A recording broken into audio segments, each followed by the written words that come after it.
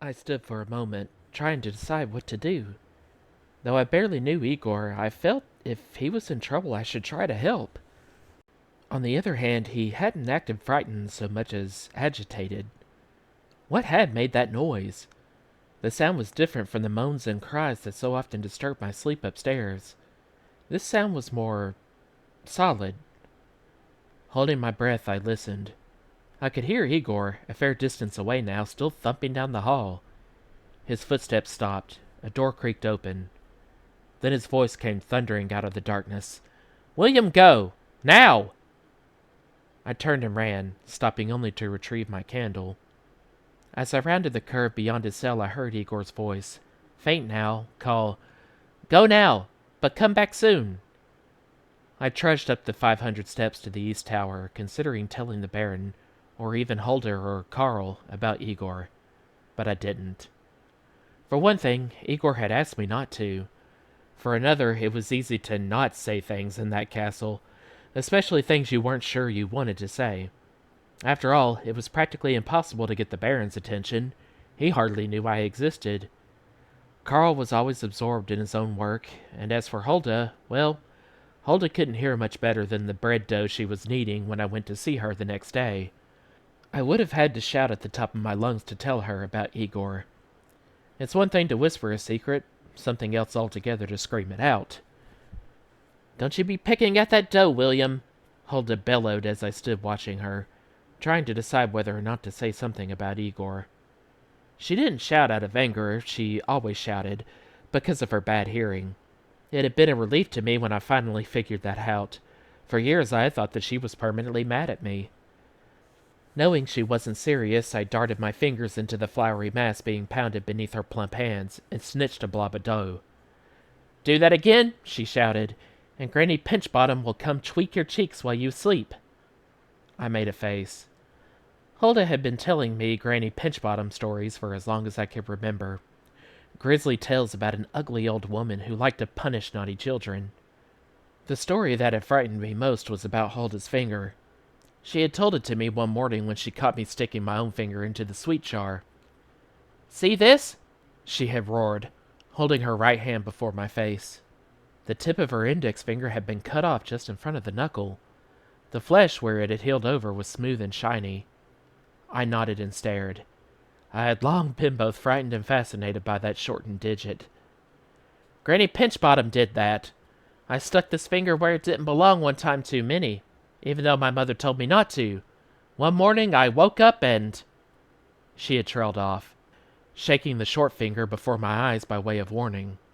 I was 6 at the time, and the story had so terrified me that I stayed away from the sweet jar, and anything else that might possibly fall into the category of things I shouldn't touch, for a week.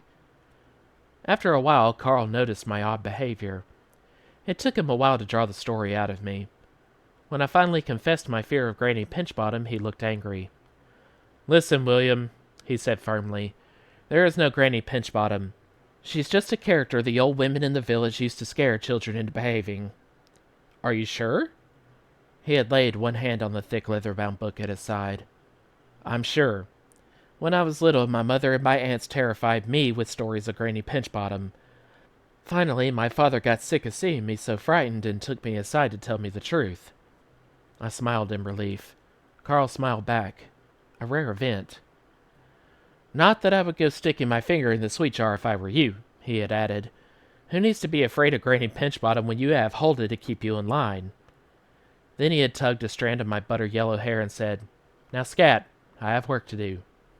That was what he always did when he wanted to get rid of me. Though I thought about it every day, nearly a week passed before I made another visit to Igor. It was the night noises that finally prompted me to descend the 500 steps again. They were growing louder, and I was finding it harder and harder to sleep. It happened the 5th night after I met Igor. The noises were worse than I could ever remember. I pulled my pillow over my head, but I could still hear them. To make things worse, I was restless myself. I felt as if there was something I should do, only I couldn't figure out what it was. Finally, I pulled aside the curtains that surrounded my bed, climbed out, and began to pace around my room. Moonlight streamed through my window. I stopped in front of the fireplace. I had always seen it as a way out. Suddenly, I realized it was also a way in. That had never mattered when I thought that there were only 4 of us in the castle. But if Igor had been living in the dungeons all these years, it must be possible that other people, or things, lived in the castle too. I went to my door. The moans and sighs seemed closer than usual. I began to have an odd feeling that there was some sense underneath them, as if they were not merely sounds, but some word trying desperately to be formed. That was when I decided to visit Igor. If he had really lived in the castle for as long as he said, maybe he could tell me something about these midnight moans.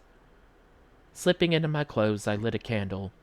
Then I pushed the brick that opened my fireplace and climbed the 3 flights to the east tower. Moving the hands of the clock to midnight, I stepped through and began the long journey to the dungeon. When I arrived at Igor's cell, the torch was burning outside the door, but Igor was nowhere to be seen. It was the middle of the night. Where could he be? I hesitated for a bit, then entered. I had come too far to just turn and go. Besides, I was tired, and it was going to be a lot harder going back up all those stairs than it had been coming down. As I looked around the cell, the first thing that caught my eye was a crude wooden staff on which sat a number of oddly shaped objects. When I stepped closer, I realized that they were carvings, some made from wood, others from stone. They were rough, not smooth and polished like the strange statues that stood in some of the rooms above. Nonetheless, they were fascinating. At first I thought they were supposed to be animals. Then I realized that though they had some animal-like details, a pig snout here, a toad face there, they represented something else altogether, something strangely human-like.